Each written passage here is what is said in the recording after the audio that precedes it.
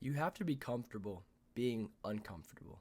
A thing I see a lot online is many people who are overweight will try to find loopholes in order not to go to the gym because they don't want to feel uncomfortable. They don't want to feel looked at. They don't want to put in the work, put in the effort. So they take things like Ozempic, all right, GLP-1 medication.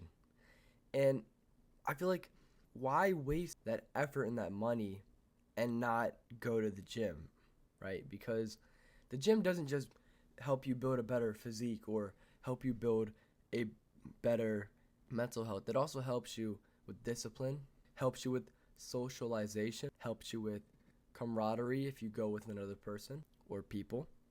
But when you take a medication like that, you skip out all the other benefits.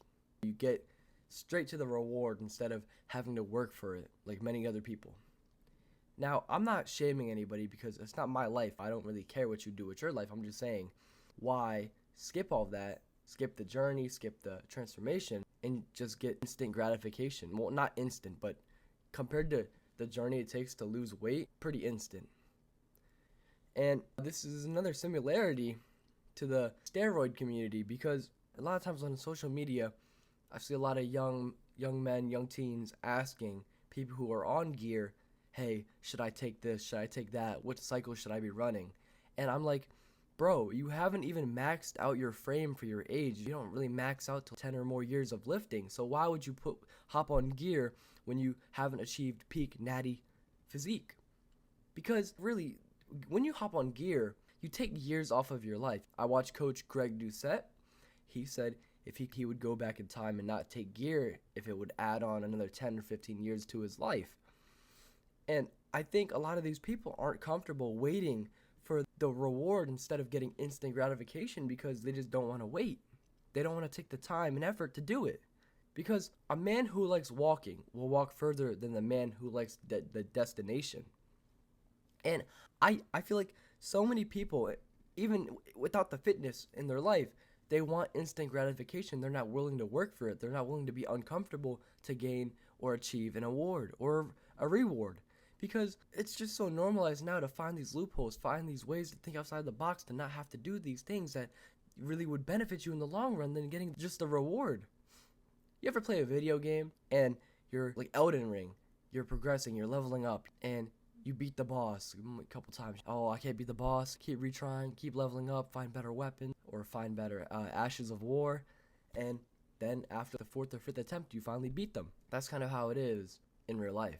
You got to keep finding different ways or being uncomfortable to find a way to succeed. But a lot of people treat it kind of like Clash Royale. In Clash Royale, you can just buy a bunch of shit when you're in Arena 1, and you'll have an unfair advantage over the other people who don't buy a bunch of shit. Somebody who doesn't want to work for it, they might buy a bunch of Evos and a bunch of cards to level their cards up so they're level 15 while you have a level 6 card and you get shit on. So that's kind of how it is. Would you rather have instant gratification and not have anything to work towards, or would you rather work towards it and build more skills along the way? Some nights I wish I could just be jacked. Ronnie Coleman, Jay Cutler, Kevin Levrone build, and currently I am only 15, so I haven't filled out my natty frame. And some nights I'm influenced by what I see on TikTok. People like Logan Dishman. I think there's a guy named Heath. He's I think a teenager too. But I see a lot of these teens out there on TikTok who are way bigger or way leaner than I am, and I'm just like, oh, why can't I look like that? And especially more in recent times, a lot of people want to take steroids to just get the jacked build and to look good. While if you really want to work for it, even though it might take longer and you might not build as much muscle, you can stay natty and work towards it. 10 years, 20 years, even 3 years. But you got to be comfortable being uncomfortable. All right, and that's really hard to say because it's easy to say, but really hard to put into practice because you see all these people around you being successful and you're like, oh, what if I do this, try to get that without having to work for it, right? It's kind of like somebody getting a free handout of like $1 million and you're just sitting there saying, hey, if I do this, I take steroids, I'll be able to look like them or have as much money as them. by just doing this without having to actually work for it.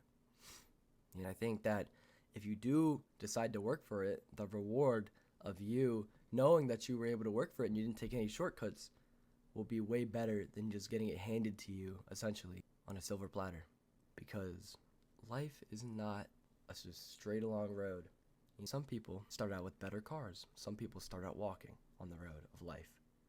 And you're walking and you see a guy, for instance, in a Lamborghini, richer than you, they're well off, they come zooming back past you, you're going to be influenced to, I don't know, sell drugs, I can get a Lamborghini. Or if I don't know, sell pictures of my body online, I can get a Lamborghini, in a sense, on the road of life. And I'm not hating on people who do those things, because it's not my life. I can't really have any input on what you do with your life. But it just, people try to take shortcut to get the finish line, when in reality, if they had worked for it, I'm not saying they didn't work for it, but if they put in the work being uncomfortable and through the dirt of life, they could in the effort. Your life is this, and you want this, put in the effort. Like Harvey Specter said, life is this, I want this type.